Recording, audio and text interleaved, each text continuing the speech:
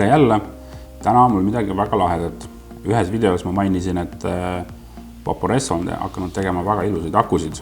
Ja vaadake seda. See on Vaporesso Lux aku. Minu arust on, ütleme, et kõige ilusam aku, mida ma olen näinud. Tal ei ole igasugused lisavidinaid ega tulesid ega midagi. Ta on hästi sellise peene välimusega ja nagu nimi ka ütleb, siis Lux. Vaporesso Lux kasutab siis kahte akuelementi. Need on 18650 akuelemendid. Ja tänu neile kahele tuleb siit välja 220 vatti. Lisaks on tal ka ülikiire 2,5 ampriline laadimine. See on siis väga hea argument neile, kellel ei ole akuelementide laadijat.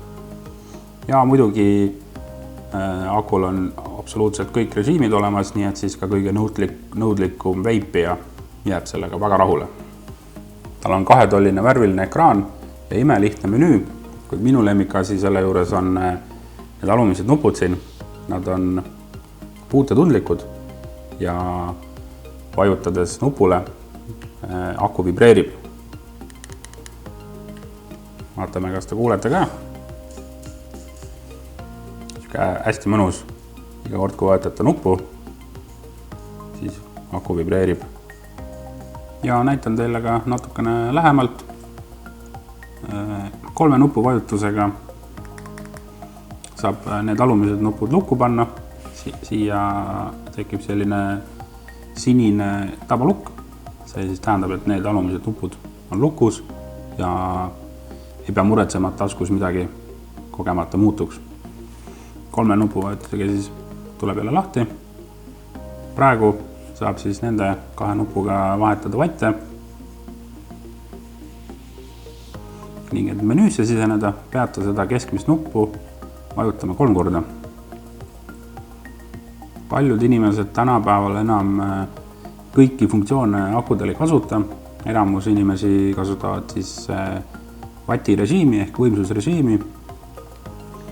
Kuid sellel akul, kuid ka paljudel teistel on üks selline lisafunktsioon olemas, et siin nüüd alguses kõige esimene ongi see võimsusrežiim ja näete, et seal keskel on N-täht ehk siis normal. Kui nüüd liikuda vasakult viimase juurde, seal on kirjas DIY ehk do it yourself ehk siis tee see ise.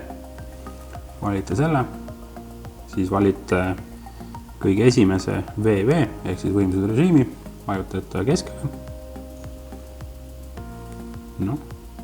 Ja siis tuleb valik H, N ja S. H on high või hard, N on normal ja S on soft. See siis teeb sellist asja, et annab võimalus valida, kui suurt võimsust esialgselt küttekehale rakendatakse. Ehk siis nii-öelda, kui suure laksu aurusti esimesed millisekundid edasi annavad. Ja siis selles hard ehk siis nii-öelda kangemas režiimis hakkab aurusti hetkega peale nupuvajutust tööle. Kui valite S-i ehk softi, siis start on natukene rahulikum. Ehk peale selle, et te saate vaite vahetada, siis selle režiimiga saate veel rohkem peenhäälestada ja saate seda nii-öelda esimest laksu natukene reguleerida. Aga kellele siis selline lahe peene välimusega aku võiks sobida? Aga ma arvan, et kõigile, kes tahavad midagi natukene ilusamat, midagi elegantsemat,